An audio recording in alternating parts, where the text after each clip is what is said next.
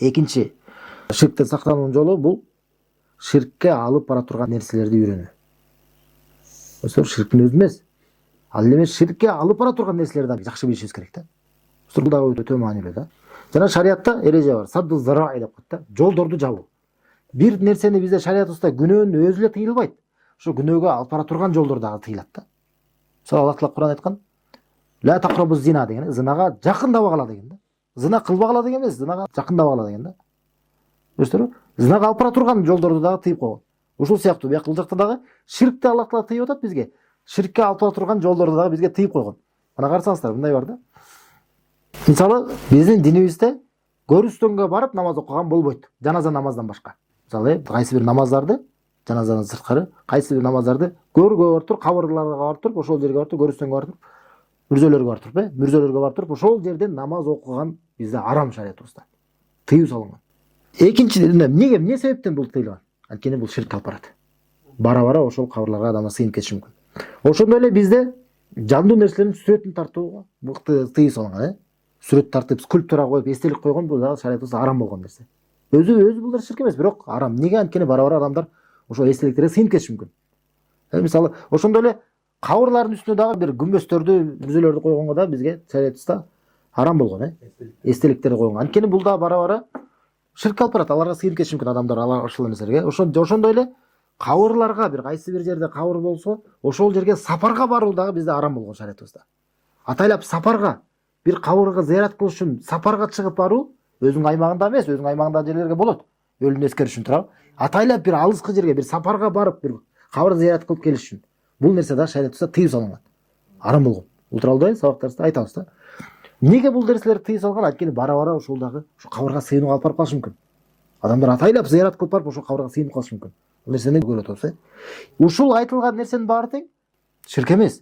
Бирок шариатыбызда эмнеге арам болду? Анткени ушул нерселер ширкке алып барат. Бул нерселерди билиш, бул дагы маанилүү. Бул дагы бизде ширктин өзүнөн сак болгонго жардам берет. Көрдүңүздөрбү? Анткени ширкке алып бара турган нерселерден сак болсок, ширктин өзүнөн анда бетер сак боло алабыз. Билесиңерби? А эгерде ушул нерселерге түшүп кала турган болсок, анда ширкке да жакындап калган болобуз да. Достор, мына ушул түшүнүңүздөрбү? Экинчи эреже эмне экен? Демек, ширкке алып бара турган жолдордон дагы биз сак болушубуз керек. Анткени канчалык бул колубуздан келишинче алыс болсок, ширктин өзүнөн дагы, ширкке алып бара турган жолдордон дагы ошончолук биз ширктен сак боло алабыз. Канчалык ширкке жакындай беребиз, ширкке алып бара турган жолдор кыла беребиз, ошончолук ширкке түшүп калышы мүмкүн да. Ыктымалы бар. Мындай да, шайтан деген кайсы бир адамды эң биринчи ирет ширкке түртөт деген болсоңуз, эң биринчи ирет адам шайтан адамды ширкке түртөт. Эгерде ширкке түртө албаса, ушул нерселерге да алып барат да. Ширкке алып бара турган нерселерге түртөт. Жана шайтан деген шайтан деген адамдарды адаштыруу үчүн, кайсы бир коомдорду адаштыруу үчүн ал шашпайт. Эч качан шашпайт да. Ал азастан жүрүп ана элдин баары элди жок кылат. Эл жок кылат. Мисалы, арак ичүү. Барсаңыздар, арак ичкен боюнча кандай болуп адам алкаш болуп кетет да. Эчки ичип жүргөн адам кантип болуп калат? Мисалы айтат, бир жолу ичип көр дейт да. Бир жолу ичип көр, эч нерсе болбойт дейт да. Даам тартып көр дейт. Андан кийин майрамдарда ичип кое бер, эч нерсе болбойт дейт да. Майрамдарда ичип кое бер дейт да. Андан кийин ошо мотуруштарда, андан кийин выходнойлордо дейт да. Дем алыш күндөрү ичип кое бер дейт да. Ушинтип жүрүп анан күндө ичип калганын өзү билбей калат туурабы? Аны таштай албай калганын ушинтип акырын барып калат. Көрсөтмө, шайтан ушундай да. Биринчи келип туруп бир кадам таштап турат. Жөн эле ичип көр дейт. Ошонун баарысы жана аягына эмне себептен алып барды? Бир жолу башында ичип көрдү да. Бир ичип көргөндүктөн. Же болбосо, мына шариатта да карасаңыздар, мисалы хижаб тууралуу. Билесиздер да, хижаб бул шариатыбызда буйрук кылынган нерсе. Туурабы? Аял өзүнүн намустуулугун сактап, уяттуулугун сактап, башка жаман көздөн, жаман сөздөн өзүн сактап жүрүш үчүн. Бул өтө көп пайдалары бар, Эми ушул нерсе фарз кылынган. Жана шариатта карасаңыздар, немелерди, кайсы бир коомду өзүнүн мисалы национальный кийимдери бар да, улуттук кийимдери бар да. Анан мурдагы кийимдерин карасаңыздар, көбүнчөсүндө кайсы гана эл болбосун, баардыгынын аялдардын кийимдери узун болгон да. Кыргыздардыкы деле узун болгон, ошол өзбектердики, орустардыкы ал эмес. Орустардыкы жана матрешканы көргөнсүздөр. Матрешка толугу менен хижаптын да. Мисалы, бул национальный кийимдер да. Ушундай болгон да, башында ушундай болгон. Мисалы, адамзат бара-бара кыяматка жакындаган сайын начарлап кете берет да. Көрсөтүрбү? Демек, кайсы бир коомдо баардык эле аялдар негизи мурда билишкен, элдер, коомдор билген бул жакшы нерсе экенин. Анан шайтан эмне кылды? Ошентип жабынып жүргөн, чачын жаап, энесин жаап жүргөн аял туруп эле эртеси эле чечинип калды бул. Бүгүнкүдөй болуп калды бул. Толук эле ачылып чачылып элечи эмне болуп калды. Эмне болуп калды? Бара барат да. Акырын биринчи чачыңдын бул жагын ачып кой дейт. Бул жагын кичине козураак болот деп. Андан кийин эми колуң ысып атат да дейт. Бул жагы кичине көтөрүп кой да дейт. Жейин кичине тартып кой дейт. Андан кийин кичине бага элегенди көтөрүп кой да дейт.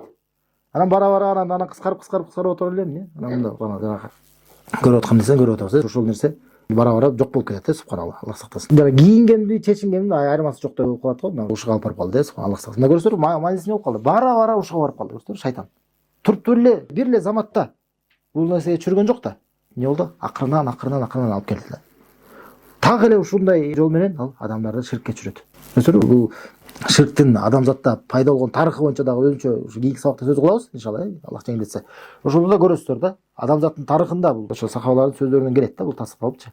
Кантип бара адамдарды шайтан ширкке түрткөн да.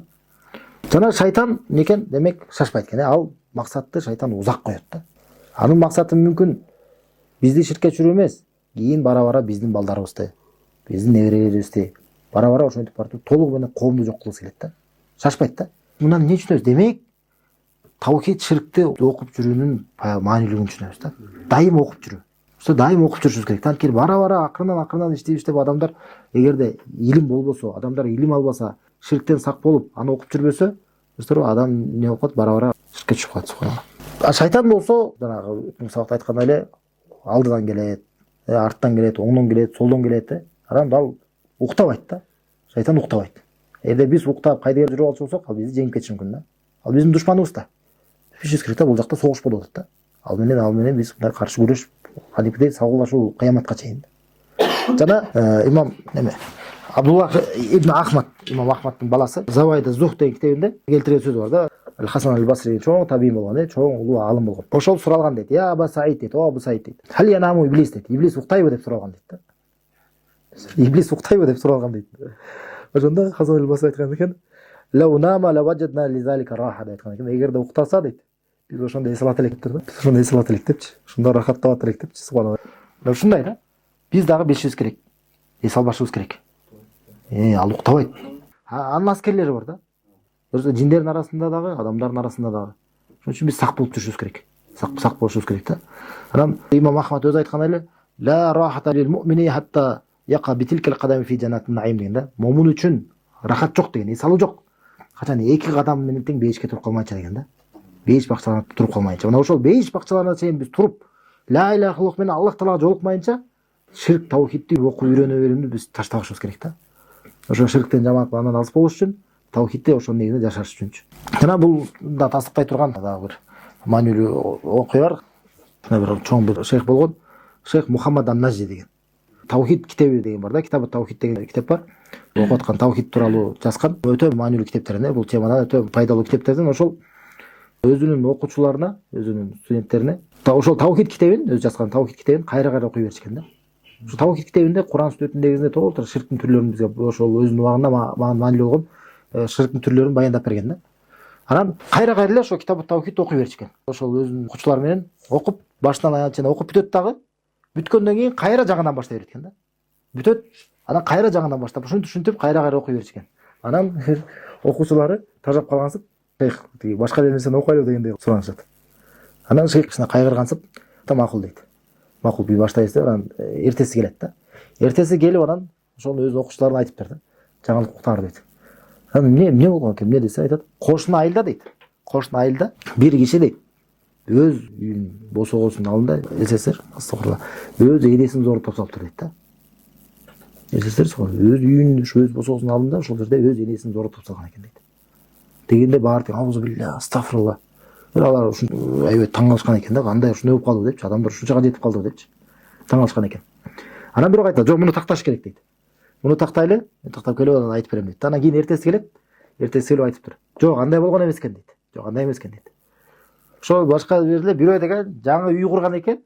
Ошол жаңы кирген үйүнө ошол жактагы бир жин шайтандардын зыяны тийбесин деп, аларга арнап бир тоокт союп койгон экен дейт да. Десе, дейт да, дейт, уф дешкен экен да. Дерек айткан экен, келе. Китепти алып келе, кайра баштан окуйлу деген экен да.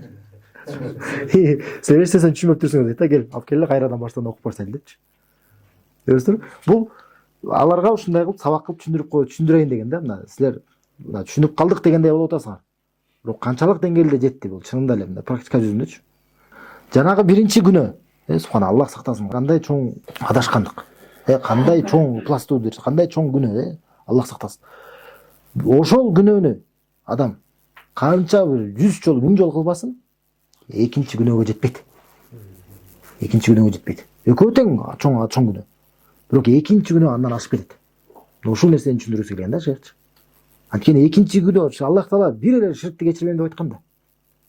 Ал ширк деген Аллахтын акысын бузуу болуп атпайбы? Аллах Таала аны эң чоң зулумдук деп айтпады, эң чоң адилетсиздик. Андан дагы өткөн күнөө жок да. Достор, кайсы бир адам мисалы 100 адамды өлтүрдү, башка бирөө барып туруп, Аллахтан башка бирөөгө арнап курмандык чалды. Жинге арнап. Кимисинин күнөөсү чоңураак? Достор, шариаттын көз карашы менен караганда экинчинин күнөөсү оорураак. Анткени бул кылган күнөөсү адамды төлө тозук алып барат. Достор, атиги 100 адамды өлтүргөн адам Аллах Таала кечирип коюшу мүмкүн. Аллах Таала кечирип коюшу мүмкүн, хадистерде бул тууралуу тасдыкталган. Демек, эмнени түшүнүшүбүз келди? Демек, достор, дайым окуп жүрүшүбүз керек. Кайра окуп жүрүшүбүз керек. Ширктен сак болушубуз үчүн, ширк. Анан үчүнчү жол ширктен сак болуунун бул ла илаха иллаллахты үйрөнүү. Таухидти үйрөнүү. Достор, ла илаха иллаллахты мунун туура маанисин, аны кантип туура иш жүзүнө ашырыш керек. Ла илаха иллаллах менен кантип жашашыбыз керек. Достор, мына ушул үчүнчү эрежеси. Дайчаган таухидти үйрөнөт. Таухидтин негизинде Аллах Тааланы таанып билүү. Эмнеге? Анткени ла илаха иллаллахтын маанисин билбегендиктен, же болбосо маанисин туура эмес чечмелегендиктен көп адамдар ширкке түшүп калат да. Ширкке түшүп калышат. Мисалы, ла илаха иллаллахты кээ бир адамдар бул Аллахтан башка жаратуучу жок деп айтышат да. Бул эмес, ла илаха мааниси бул эмес. Айтат да ананчы, демек мен Аллахтан башка бир жаратуучу бар деп айтпасам эле болду экен деп айтат. Болду экен деп эле жүрө берет да. Деп анан ширкке түшүп кете бериши мүмкүн. Башка менен Аллахтан башка бир мисалы арбакка сыйынат, арбакка дуа менен кайрылат, же бир маркумга же тоо ташка сыйынат дагы, айтат эң башкысы мен Аллах менен бирге жаратуучу бар деп айткан жокмун да деп ойлойт да. Көрсөңөр, ла илаха иллаллах туура эмес түшүндү, ошол себептен ширкке түштү да. Ла илаха иллаллах мааниси тууралуу дагы өзүчө дагы сабак кылабыз иншалла.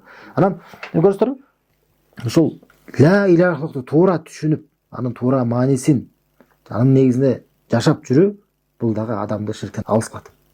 Адам ла илаха иллаллах менен таухид менен жашоосун толтурса, жашоосун толук ошо ла илаха негизинде жашай берсе, ширкке убактысы жок болуп калат да. Жашоосунан ширкти түртүп чыгат да. Жана алдымдар айткан сөзү бар да. Адам эгерде өзүнө иш таппаса, ага ишти шайтан таап берет дегендечи.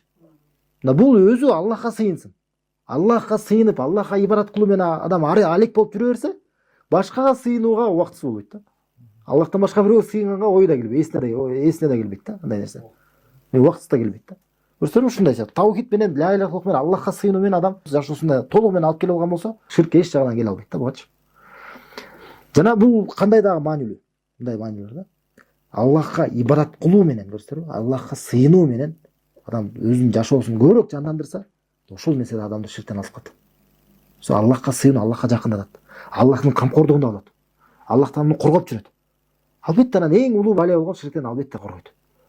Жана адам өзү дагы, нарсасыр, бул башка жагынан дагы, адам өзү ибадат кылыш үчүн жаратылган. Аллах Таала биз тууралуу айткан Куранда, "Ума халактул джинна вал инса илля лиябудун" дейт. Мен жиндер менен инсандарды бир жалгыз гана өзүмө сыйыныш үчүн жараттым деген да. Адамдын жаратылган максаты Аллахка сыйынуу. Өзү адамдын функциясы да бул бир нерсеге сыйынуу, Аллахка сыйынуу. Эми адам эгерде Аллахка сыйынбаса, ал өзү сыйыныш үчүн жаратылган да. Аллахка сыйынбаса, ошол сыйынуу болгон өзүндөгү муктаждыкты Аллах менен толтурбаса, сөзсүз түрдө башка нерсеге сыйынып кетет. Түшүнүктүбү? Анткени адам сыйыныш үчүн жаратылган. Ал бир нерсеге сыйынбай жүрө албайт. Ал сыйыныш үчүн жаратылган. Ошол сыйынып аткан нерсесин сыйынуу деп атабаса дагы. Кайсы бир адамдар бар, мисалы кандай бир идея менен жашап жүргөндөр бар. Бир нерсени өзүнө көмүр тутуп алгандар бар. Ошо менен эртели кеч ошо менен жүрө бергендер бар. Ошол бир кайсы бир идеяны, кайсы бир өзүнүн болгон бир жолун карманганы, аны динни кармангандар да бекемирээк карманат да. Такыр кайтпайт да. Ошол принциптеринчи өзүнүнчү. Ошол мындай сыйынгандай эле да. Мусулмандар кайтып динди карманып, ошонун негизинде Аллахка сыйынып жүрсө, ошо өзүнүн бир карманган бир жашоонда болгон өзүнүн бир идеяларын ушу динден да кармагандан катуураак карманып жүрөт да. Ошол нерсе бирок сыйынган деп айтпайт да, бирок сыйынып жүрөт да. Ошондой болуп калат да. Демек адам эгерде Аллахка сыйынбаса, Аллахка сыйынуу менен өзүн алектендирбесе, сөзсүз түрдө башка нерсеге сыйынып кетет.